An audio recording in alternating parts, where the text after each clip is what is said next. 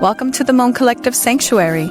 I'm Dr. Lydia Luna, and I invite you to join me on a journey of self-discovery, healing, and transformation as we explore the depths of our inner and outer world to unlock our truest potential. Welcome back to the Moon Collective Sanctuary podcast. My name is Dr. Lydia Luna, a licensed clinical psychologist and founder of the Moon Collective Sanctuary. Today, you'll be listening to part 2 of my interview with Taylor Smith, a humanitarian and American activist who's currently based in Amsterdam. If you haven't heard part 1, I highly recommend going back, listening to that one, and then coming back here so you're all caught up. So as a reminder, Taylor Smith has been deeply involved in frontline organizing in Los Angeles, including the distribution of Know Your Rights cards, supporting protests, and helping pressure city leadership like Karen Bass to address immigration raids through public town halls. She's currently organizing towards a sustained general strike with the General Strike US, while continuing to support Americans in collective resistance and civic action. In this episode, we talk about how to find your purpose in this moment by expanding your awareness, living intentionally, and coming together to move the needle, and what actions you can take today to be an active participant towards positive change.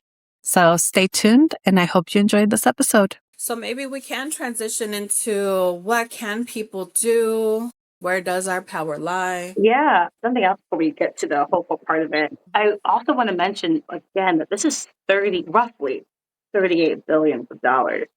And these are our tax dollars, and our tax dollars should go to things like health insurance, health care, education, street lights, streets, waste, the environment, whatever else is on your wish list. That's where that $38 billion should be allocated and should be spent. And so if people are listening and are thinking, yeah, well, I still don't see what this has to do with me, you're losing $38 billion going to something that is seemingly not necessary and unpopular. And it could go to something that is necessary and is popular. And these ICE raids and operations like this are happening in at least 32 states. I know people are hearing Minnesota, and we're in LA, so we're hyper focused on what's going on in California. But there are places like Ohio and Denver and Hawaii where these raids are hitting people hard, and we're not hearing it or seeing it. It is a big deal, and it will affect us all. So I want to put that kind of in people's minds too, while we roll into what we can do. I even want to point out the censorship that you just mentioned, that a lot of this is being hidden and not really shown because they don't want us to know the full extent. Exactly. Because I had to do some research because I was wondering myself, I was like, how many states are actually being affected? Like we talk about cities all the time, but, I want to know, there's 50 of us, like how many of us are being affected? And when I did the research and I realized it was 32, that hit me really hard. I was like, oh my gosh, there's so much happening in the light that's horrible. Yeah. Like the Billy Blue Butterfly Zone, Liam, Seamus. What's happening in the dark? What's happening in the states that we can't see or know what's happening? And one last thing, and then we'll move on to the lightness. But I would be remiss if I didn't mention the merger. So in Project 2025, if you're not aware of what that is, it's a 900-page manifesto. And again, I'm giggling because it's ridiculous. But it's a 900-page manifesto that the Heritage Foundation wrote for Donald Trump. And they lied about it for, I think, a year or two. But when Trump went into office, we slowly started to see Project 2025 be implemented in real time. And it's currently 52% complete. It's insane. But the point that I want to touch on is in Project 2025, they talk a lot about Custom Border Patrol, ICE, and DHS will soon become one big group, one big happy family. And those three government agencies will have the power to enforce immigration and to do these raids, and the lines will get kind of blurred. And as we're starting to see, even before this merger happened, we're starting to see TSA help with these operations. We're starting to see local law enforcement help with these operations, HSI, the FBI. So very soon, what it looks like is all law enforcement, all badges will eventually have the power to enforce these immigration raids, I should say. And that's just something that I think we should also just keep our eyes on. As they expand, they're going to need more people. And this is, again, kind of unpopular. So I know they're saying recruitment is up, but they are struggling, which is nice. But with struggle comes, they have to outsource. Well, thank you for sharing all of that information. It's really important. And I think this is part of what we can get overwhelmed about. It's like doing the research that you're doing, paying attention, doing the homework. So thank you. And this is part of it. Like, yeah, going to trusted sources to get some of this information. If you can't look up and research all the time, there are people doing it for us, but we have to make sure they're reliable. And that's why I'm so grateful for you, because I've met you. You're an honest person. You care about humanity. Like I said, I have my notes right here. So if you see me looking, it's me just making sure. And yeah, especially for this, I took the time to reread articles I already read, read new articles, because again, information is changing every day. Did my homework before this, definitely. Yes. But let's talk about what we can do, how the people can fight back, because it's really us. It's the everyday person that is pushing back and making the difference and really holding our politicians accountable. First and foremost, the easiest thing to do is boycott. It's my favorite thing to talk about. These billionaires, these corporations, these politicians, they're making money off of us. They're making money off of our suffering, off of our pain, off of our culture too. And so the best thing we can do is boycott, completely just take our dollar and plug it back into our own communities. When the dollar circulates within us, our communities thrive and they grow and they become this beautiful, healthy place, versus giving it to a corporation for them to buy a detention center or a yacht or a private plane. Unfortunately, those things don't help us at all.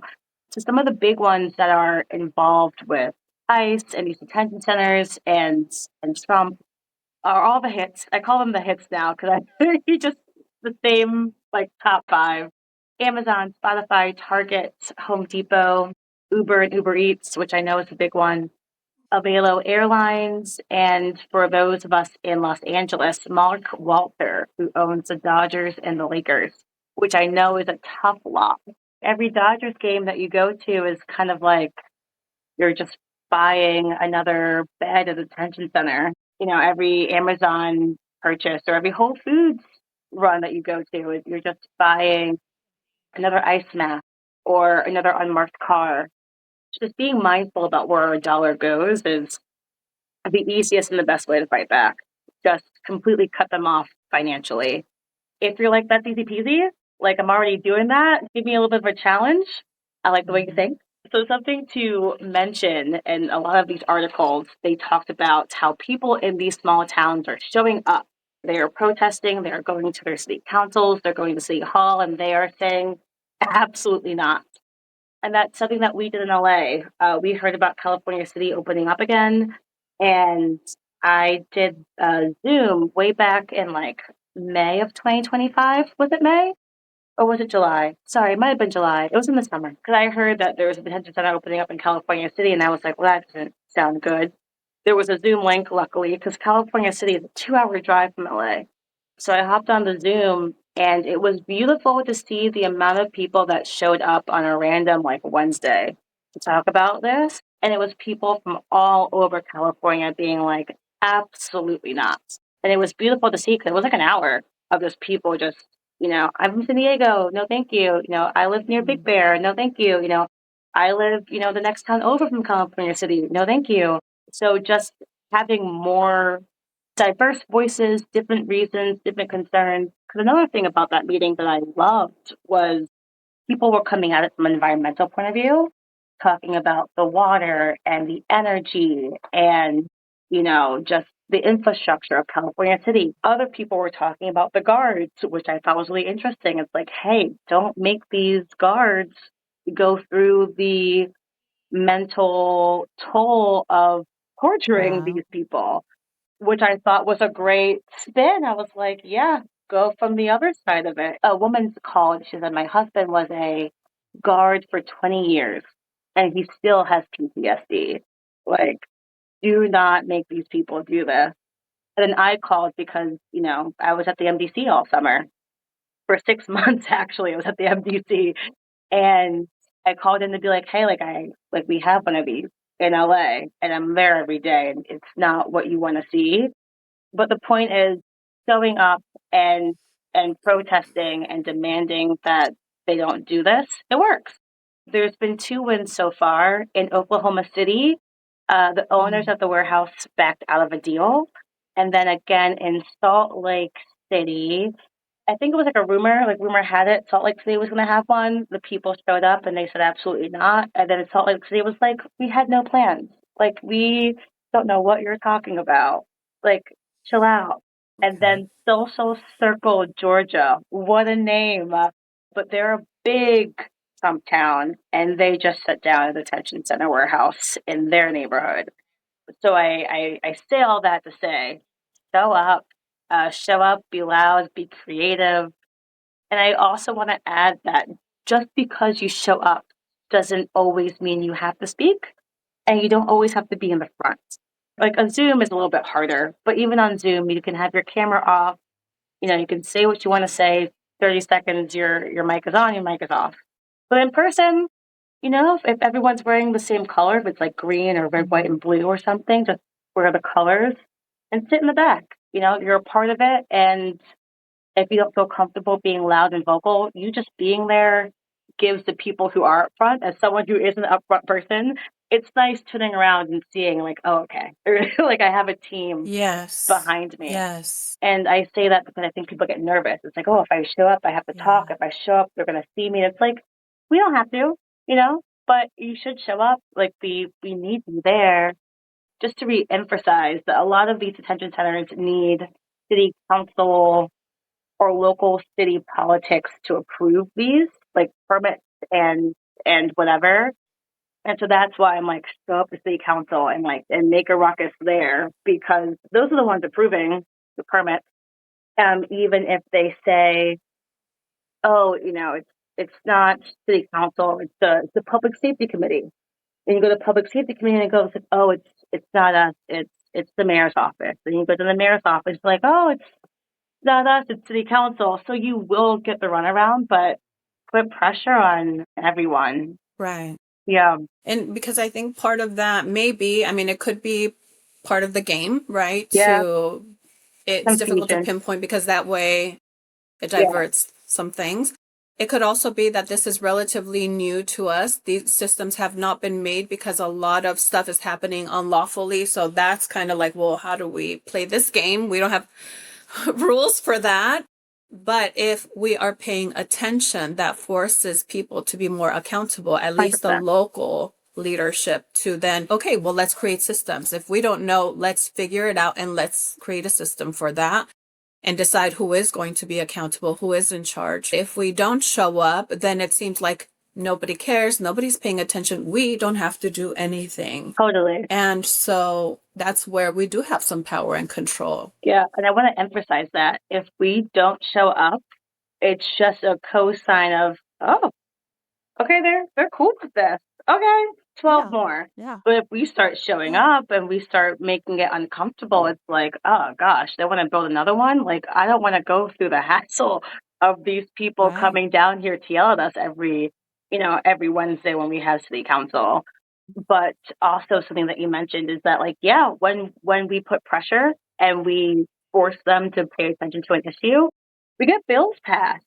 There's a Masuma Khan bill that just got passed, I think yesterday, in honor of Masuma Khan, who was in the California State Detention Center. Our state assembly in California has passed one out of like 4 or 5 bills that are designed to slow ICE down and to limit local law enforcement aiding and abetting, essentially.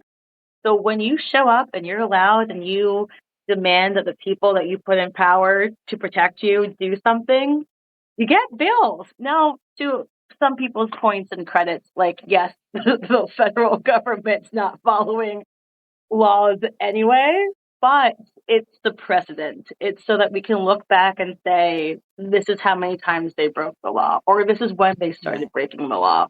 So it's all important, even if it seems silly. And seeds are being planted right now.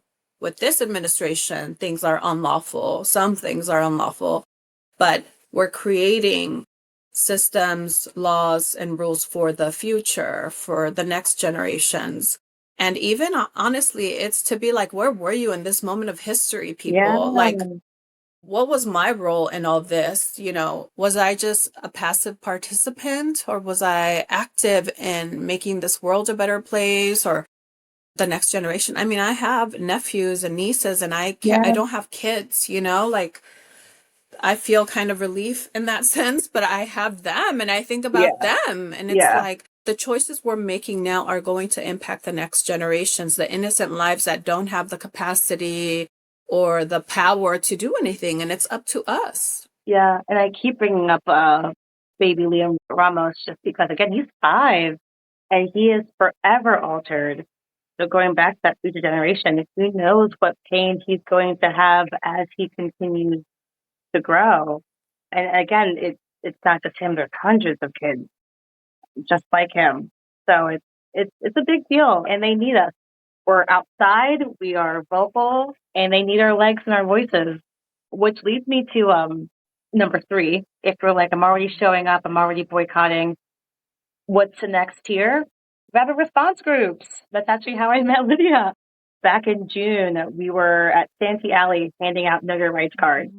And for those who are thinking, well, you know, how am I going to get involved? I don't speak Spanish, or I'm nervous to talk to people. I was out there with Lydia, and I didn't speak a lick of Spanish. It actually didn't dawn on me until we got to Santee Alley, and I was like, huh, yeah, I don't speak Spanish. I don't speak Spanish so well. And you didn't have to. Luckily, I didn't have to. I had a wonderful teammate that did. And for the people that did speak English, that was my time to give Lydia a break, and that's where I stepped in. But truly just being out there and meeting the community and talking to folks and just seeing how grateful they were and seeing how, well, some people were super informed. They had the walkie-talkies and the whistles, and it's like, we know exactly what to do. Like, we have eyes everywhere. Don't worry about us. And we're like, oh my gosh, great. To the people who are like, what's going on? What are you talking about? So it was nice to kind of be there to help inform people. And, you know, I think about this all the time, too. There was a woman who was, I think she had like a food truck situation.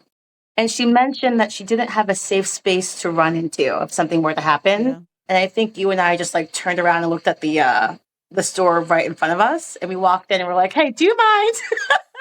Yeah. What happened? Is it okay if she runs creating in a here? safety plan. Yeah. And we did it right then and there, and it worked out for both parties. So I want to leave that with people. When people hear rapid response, they go, well, I don't know.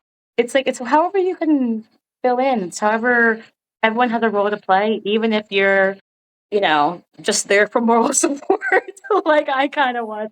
It's still well, that's what I was going to say. Yeah. The powerful part for me was, number one, obviously going to support the community. That was the primary goal. Secondly, I needed to find community. Yeah. I needed to know, like, am I alone in this? Yeah. Yeah. Just feeling almost like, am I going crazy for feeling so bothered by the things that are happening? And then when I met you guys, you know, shout out to Marcus and Daniel and the team. Like, it made me realize, okay, I'm not alone. Yeah. And I feel more empowered. Like, okay, what are we going to do? And then I get ideas. I feel encouraged and motivated. So it's that reminder that unity is more powerful. Yeah, 100%. And I think places like Minneapolis and LA do a good job of showing that when you show up and you defend your neighbors, everyone feels safer. And we just do the best we can, whether it's delivering groceries and necessities, whether it's just carrying a whistle on you when you leave the house, whether it's leaving know your rights cards around when you leave a restaurant or a bar or coffee shop or something. But there are small acts that we can do just to make sure we're all safe. And something else I want to speak about just for rapid response is if you see something, if you're, let's say you are, unaware of what's happening and maybe you hear this podcast, but then you see a raid, that person that's being taken, it's very important for us to know who they are, who to call for them. I think it's like date of birth. It's been a while since I've had to do this, sorry. But I think it's like date of birth and who do we call for this person. I see a lot of videos of people just kind of standing and watching, or worse, just walking by pretending like nothing's happening.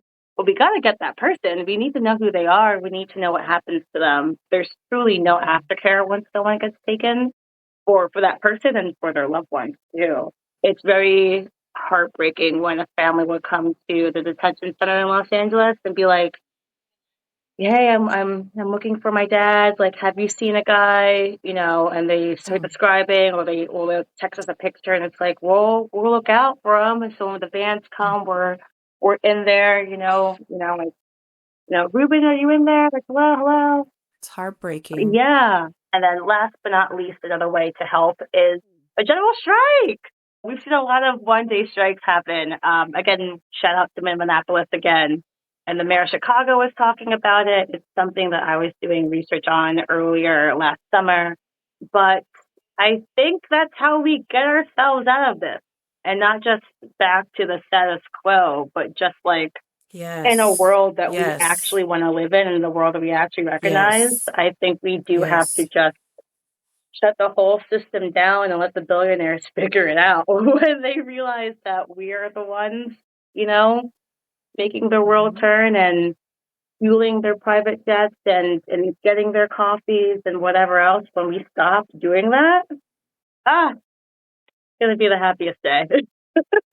Yes. Yeah. It's like remembering who we are, remembering that we have power, that we are contributing to the good or the evil. So we get Yeah. to choose which one are we going to be a part of, Yeah. honestly. And our dollars count. Every dollar counts. I mean, it's like the billionaires, like, we're funding that in so many ways. So if we can just like own up to that power that we have and choose, like, how do I want to redirect my resources? How do I want to redirect my time, my attention, my energy? Like, that can be a beautiful thing. And I feel like when I speak to people about this, and that's maybe another thing, let's talk about it, because that helps. But when I speak to people about it, I hear often, I don't know what to do. I don't know where to start. I don't know what to do. So I think you've mentioned some really good ideas. It could be big or small. It could be different every day, depending on what your capacity is for that day. But the goal is to keep doing something, Yeah. whatever that means, right? Yeah. And I want to say, I think people, myself included, get caught up in being a perfectionist. It's all or nothing. It's nothing in between. It's either I'm with Amazon or I'm not with Amazon. And I kind of want to release people from that mindset. It's about participation. It's not about perfection. So I think the first general strike day, or maybe with the people sick day, it was just like the don't spend kind of a day. I had forgotten to get gas, and I remembered at like 10 p.m. literally, and I was like, "What do I get gas now, Right. or Right. do I figure it out tomorrow?" And I ended up getting gas. I was just like, "I'll just get gas now," which was a sacrifice for me. I had to, put on clothes, I had to go outside, I had to go to the gas station. Right. But even Right. if I had gotten gas that next day in the morning, it wouldn't have been the end of the world. And maybe you don't fill your tank up. Maybe you just get Yeah, a little bit that's of that's a gas, that's a great point. Maybe you just get enough to get you to where you're trying to go for the day, and you get the rest tomorrow. Totally. Again, it doesn't have to be all or nothing. It's about the small changes. So, for example, I went from Spotify to Tidal, and I know Tidal is owned by a billionaire. I call them a small black-owned business. It's Beyonce and Jay-Z, my Okay. small Uh-huh. black-owned Uh-huh. business. But I know that is it kind of seems like I went horizontal, but Tidal is not supporting ICE. They're not building bombs with AI. It's like, what is Spotify doing? They're building AI bombs, I think is what they're doing, or they're investing in that. And they pay their artists well. Tidal is one of the higher paying for artists streaming services, and that's why I went that way. But I am fully aware that I'm still giving a billionaire money. It's just I'm giving a better billionaire money. Right. Yes. Yeah, we have to think about what we're putting our money into. That's it. Yeah, Yeah. totally. Well, Taylor, we're getting ready to wrap up. Is there anything else that you think is important to share? Yeah. I guess my parting words are, I just want to tell people I'm just a lady. I'm 5'2", just a lady. I just feel called to use whatever ounce of privilege and platform that I have to get words like this out there and to kind of put my body on the line and let people know that we're not going to take this lying down. And I say that I'm just a lady and that I'm short and I'm doing what I can to empower whoever is listening. If you're thinking, well, I'm 5'7", you got 5 inches on me, get out there. If you're thinking, well, I speak a little Spanish, great. Get out there and talk to your neighbors. If you are big on legislation and you can have the mindset to read all those bills, first of all, we need you. We need you so bad. Yes. And two, get into the council and rip them a new one. Someone in there being like, actually, bing, bang, boom, that terrifies them. So I just want everyone to feel empowered. I did a math equation the other day. Amazon Prime is $14.99 a month. You times that by 12, it's like $179. And that's what one person does. But if you times that by 3.5% of the population, which is how much we need to actually start some sort of change, we need 3.5% of the population to be actively doing something. If you take that 179 and you times it by 11 million, it's like $1.9 billion. And so as a collective, that's what we're giving Jeffrey Bezos every year. So when people think I'm just one person, like, who cares about my $1? Your $1 is worth a lot. Yes. Yeah. Yes. Thank you. Thank you for that reminder. Yeah, of course. Absolutely. Well, I think if, it would be good if you can share how people can find you in case somebody is interested, and maybe are you open to maybe having somebody reach out if they have questions or Please. guidance, to offer guidance? Yes. My Instagram is long because I made it in COVID, so I apologize. But it's the_real_Tay_Smith on Instagram, and Blue Sky. I think it's the same thing, just without the underscores. And I will share with you our Make a Ruckus link tree. Just more resources, but it's more like a nationwide thing. There's so many people that we have connected with all over that are doing good work that we just kind of platform on that little link tree. And then citizens impeachment is another group to get into. We got to get these people out of office, and that's their mission. And of course, the general strike. Yeah. And you have a Substack as well? Oh, sorry. Yes, and I have a Substack as well. It's substack.com/Taylor01T. I think it's Amsterdam and Activism is the title, but I will also send the link to you as well so you have it. But yeah, that's how you can find me. And please reach out if you have questions or if you want to get involved, or if you did get involved and you want someone to help amplify just your little corner of the world. Yeah, would love to. We're in this together. Yes. And we need each other now more than ever. Yes, we are the United States, and I would like for us to kind of remember that. I know things feel weird, or, New York feels really far away, or, I don't even know where Kansas is. It's like, yes, but we are all in the same country. Well, thank you so much for reminding us of that and for taking the time. I will have you back so we can talk about other things as more things are developing. It's important to stay informed. Yeah. Yes. Okay. Well, thank you again, and thank you to the listeners. And until next time, let's do something. We do have power, and this is what life is about, tapping into our power evolving and expanding, and like Taylor said, amplifying. So let's do it. All right, guys, until next time. Bye. Thank you for joining me on the Moon Collective Sanctuary. Remember, your journey to a more fulfilling and empowered life continues beyond this episode. Until next time, may you remember who you are and stay open to embrace all that life has to offer. Continue your personal transformation beyond this podcast. Explore our range of healing services and upcoming events at mooncollectivesanctuary.com.